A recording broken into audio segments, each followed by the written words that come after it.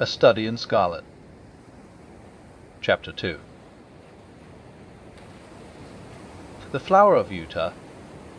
This is not the place to commemorate the trials and privations endured by the immigrant Mormons before they came to their final haven. From the shores of the Mississippi to the western slopes of the Rocky Mountains, they had struggled on with a constancy almost unparalleled in history. The savage man and the savage beast, hunger, thirst, fatigue, and disease, every impediment which nature could place in the way, had all been overcome with Anglo-Saxon tenacity.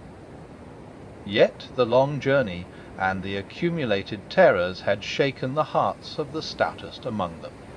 There was not one who did not sink upon his knees in heartfelt prayer when they saw the broad valley of Utah bathed in the sunlight beneath them, and learned from the lips of their leader that this was the promised land, and that these virgin acres were to be theirs for evermore.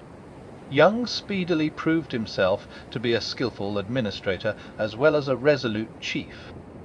Maps were drawn and charts prepared, in which the future city was sketched out. All around farms were apportioned and allotted in proportion to the standing of each individual. The tradesman was put to his trade, and the artisan to his calling. In the town streets and squares sprang up, as if by magic. In the country there was draining and hedging, planting and clearing, until the next summer saw the whole country golden with the wheat crop. Everything prospered in the strange settlement. Above all, the great temple which they had erected in the centre of the city grew ever taller and larger. From the first blush of dawn until the closing of the twilight, the clatter of the hammer and the rasp of the saw was never absent from the monument which the immigrants erected to him who had led them safe through many dangers. The two castaways, John Ferrier and the little girl who had shared his fortunes and had been adopted as his daughter, accompanied the Mormons to the end of their great pilgrimage. Little Lucy Ferrier was borne along pleasantly enough in Elder Stangerson's wagon, a retreat which she shared with the Mormon's 3 wives, and with his son, a headstrong forward boy of 12. Having rallied, with the elasticity of childhood, from the shock caused by her mother's death, she soon became a pet with the women, and reconciled herself to this new life in her moving canvas-covered home. In the meantime, Ferrier, having recovered from his privations, distinguished himself as a useful guide and an indefatigable hunter. So rapidly did he gain the esteem of his new companions, that when they reached the end of their wanderings, it was unanimously agreed that he should be provided with as large and as fertile a tract of land as any of the settlers, with the exception of Young himself, and of Stangerson, Kemble, Johnston, and Drebber, who were the 4 principal elders. On the farm thus acquired, John Ferrier built himself a substantial log-house, which received so many additions in succeeding years that it grew into a roomy villa. He was a man of a practical turn of mind, keen in his dealings and skilful with his hands. His iron constitution enabled him to work morning and evening at improving and tilling his lands. Hence it came about that his farm and all that belonged to him prospered exceedingly. In 3 years he was better off than his neighbours, in 6 he was well todo, in 9 he was rich, and in 12 there were not half a dozen men in the whole of Salt Lake City who could compare with him. From the great inland sea to the distant Wasatch Mountains, there was no name better known than that of John Ferrier. There was one way, and only one, in which he offended the susceptibilities of his coreligionists. No argument or persuasion could ever induce him to set up a female establishment after the manner of his companions. He never gave reasons for this persistent refusal, but contented himself by resolutely and inflexibly adhering to his determination. There were some who accused him of lukewarmness in his adopted religion, and others who put it down to greed of wealth and reluctance to incur expense. Others again spoke of some early love affair, and of a fair-haired girl who had pined away on the shores of the Atlantic. Whatever the reason, Ferrier remained strictly celibate. In every other respect he conformed to the religion of the young settlement, and gained the name of being an orthodox and straight-walking man. Lucy Ferrier grew up within the log-house, and assisted her adopted father in all his undertakings. The keen air of the mountains and the balsamic odour of the pine trees took the place of nurse and mother to the young girl. As year succeeded to year she grew taller and stronger, her cheek more ruddy, and her step more elastic. Many a wayfarer upon the high road which ran by Ferrier's farm felt long-forgotten thoughts revive in their mind as they watched her lead the girlish figure tripping through the wheat-fields, or met her mounted upon her father's mustang, and managing it with all the ease and grace of a true child of the West. So the bud blossomed into a flower and the year which saw her father the richest of the farmers left her as fair a specimen of American girlhood as could be found in the whole Pacific slope. It was not the father, however, who first discovered that the child had developed into the woman. It seldom is in such cases.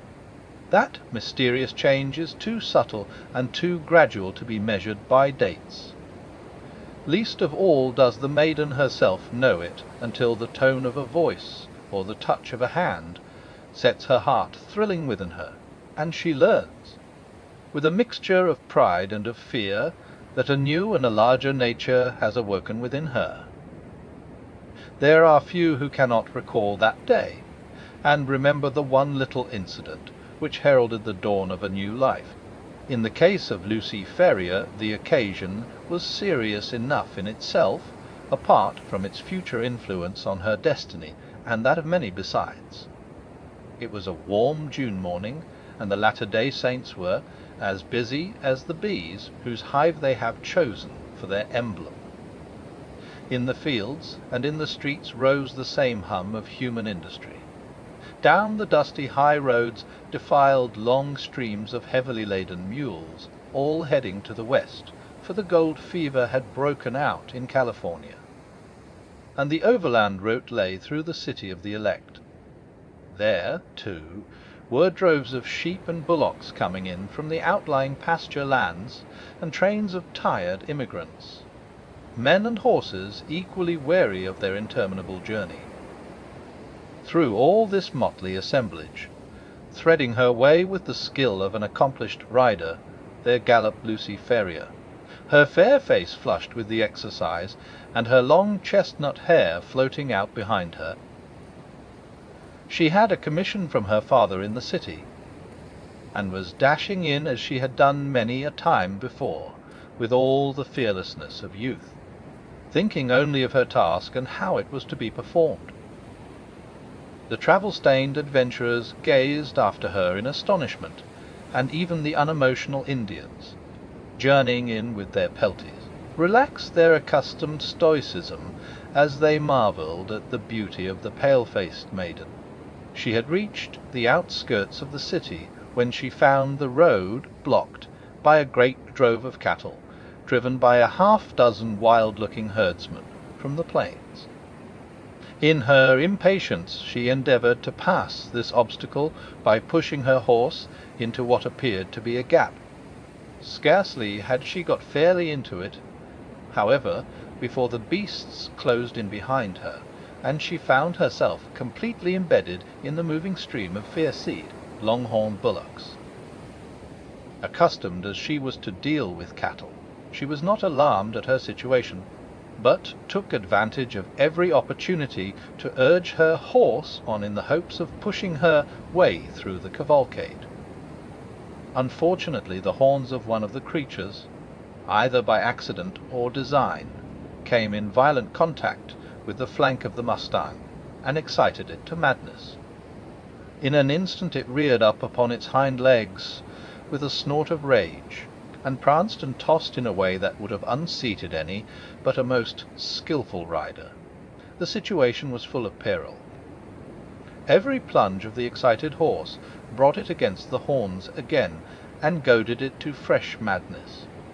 It was all that the girl could do to keep herself in the saddle, yet a slip would mean a terrible death under the hoofs of the unwieldy and terrified animals.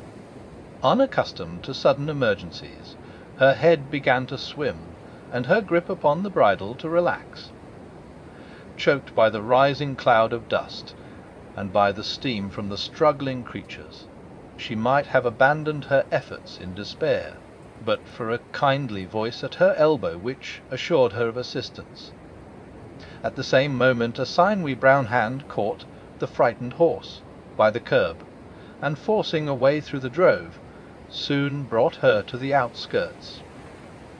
"You're not hurt, I hope, miss?" said her preserver, respectfully.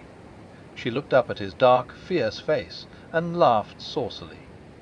"I'm awful frightened," she said, naively. Whoever would have thought that Poncho would have been so scared by a lot of cows? "Thank God you kept your seat," the other said earnestly. He was a tall, savage-looking young fellow, mounted on a powerful roan horse, and clad in the rough dress of a hunter, with a long rifle slung over his shoulders. "I guess you are the daughter of John Ferrier," he remarked. "I saw you ride down from his house. When you see him, ask him if he remembers the Jefferson Hopes of St. Louis.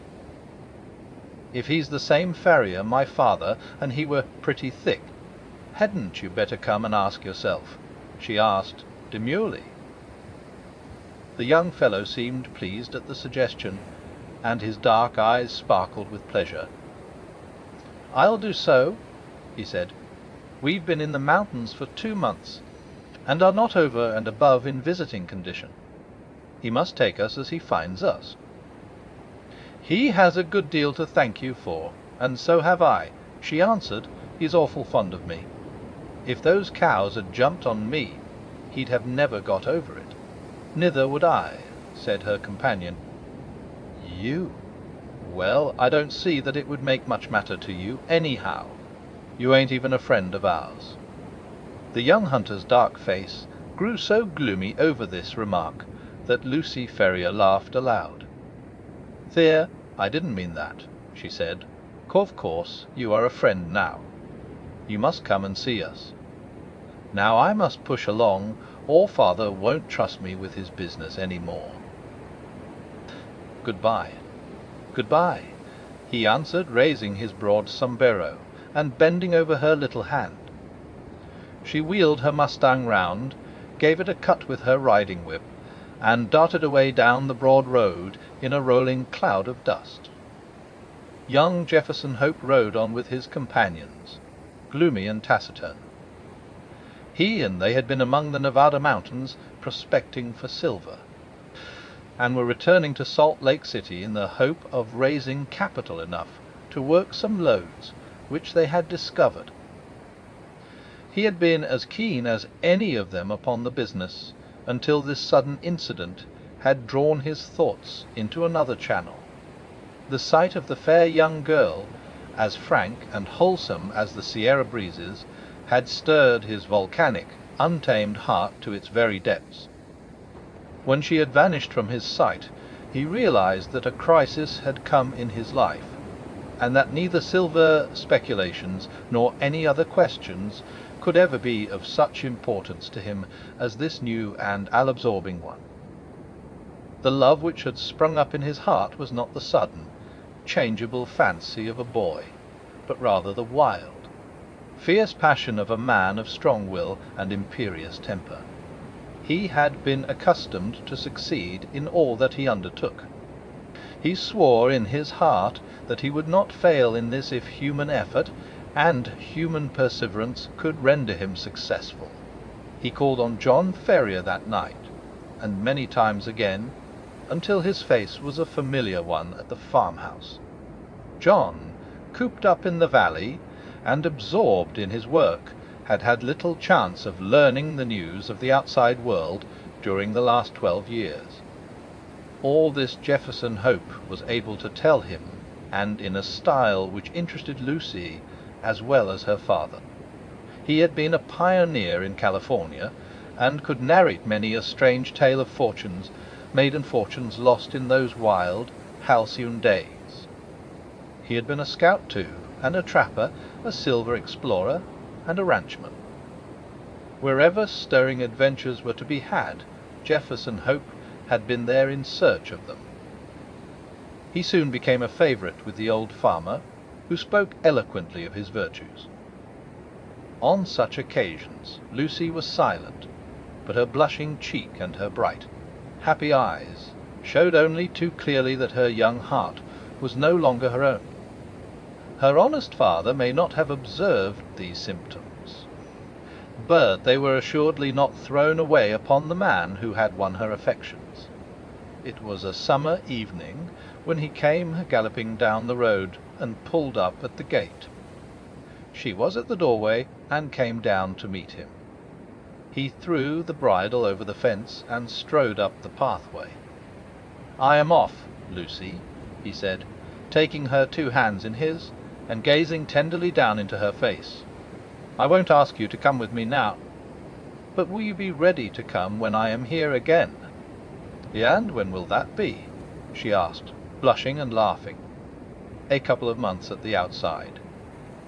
"I will come and claim you then, my darling." "There's no one who can stand between us. And how about father?" she asked. "He has given his consent, provided we get these mines working all right. I have no fear on that head."